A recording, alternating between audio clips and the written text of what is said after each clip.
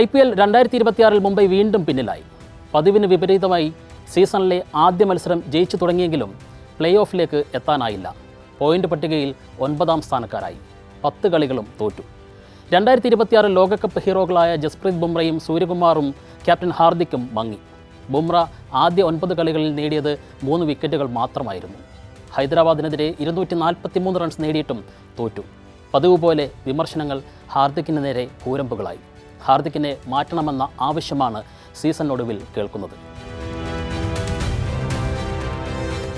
സത്യത്തിൽ ഹാർദിക് പാണ്ഡ്യയ്ക്ക് മുംബൈയിൽ സംഭവിച്ചത് എന്താണ്?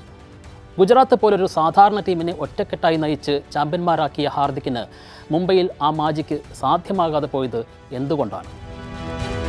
ഗുജറാത്ത് ടൈറ്റൻസിൽ ഹാർദിക് പാണ്ഡ്യ മുന്നിൽ നിന്ന് നയിച്ച ക്യാപ്റ്റനായിരുന്നു. മുംബൈയിൽ ഫിനിഷറായി കളിച്ചിരുന്ന ഹാർദിക് ഗുജറാത്തിൽ 4ാം നമ്പറിലേക്ക് സ്വയം ഉയരുകയായിരുന്നു. 487 റൺസ് നേടി ടീമിൻ്റെ ടോപ്പ് സ്കോററായി മാറിയ ഹാർദിക് ആ തീരുമാനത്തെ ശരിവച്ച പ്രകടനമാണ് നടത്തിയത്. 2022 രാജസ്ഥാനെതിരായ ഫൈനലിൽ ഒറ്റയ്ക്ക് കളി തിരിച്ചത് പാണ്ഡ്യയാണ്.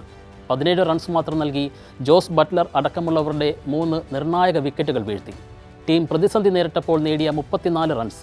ഈ പ്രകടനങ്ങൾ അദ്ദേഹത്തെ ഫൈനലിലെ താരവുമാക്കി.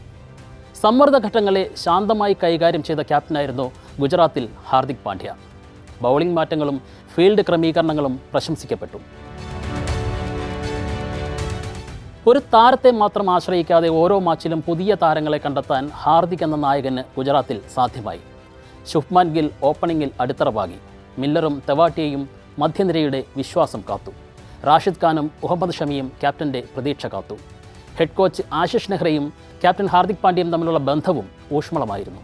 താരങ്ങൾക്ക് ഇരുവരും പൂർണ്ണ സ്വാതന്ത്ര്യം നൽകി. 2022 ലീഗ് ഘട്ടത്തിലെ 14ൽ 10 ജയിച്ചാണ് ഗുജറാത്ത് പോയിന്റ് പട്ടികയിൽ ഒന്നാമതെത്തി പിന്നീട് ചാമ്പ്യന്മാരാകുന്നത്. മുംബൈയിലേക്ക് വരുമ്പോൾ വിജയത്തിൻ്റെയും തോൽവിയുടെയും കണക്കുകൾ പക്ഷേ നേരെ തലതിരിയുകയാണ്. IPL 2026 മുംബൈക്ക് നിരാശ സമ്മാനിക്കുമ്പോൾ ബലിയാടാകേണ്ടി വരുന്നത് ഹാർദിക് പാണ്ഡ്യ മാത്രമാണോ എന്നതാണ് ചോദ്യം. ഒരു ടീമായി കളിക്കാനാകാത്ത മുംബൈയുടെ പരാജയങ്ങൾക്ക് ഹാർദിക് എന്ന ക്യാപ്റ്റൻ മാത്രമാണോ ഉത്തരവാദി എന്ന ചോദ്യം പ്രസക്തമാണ്.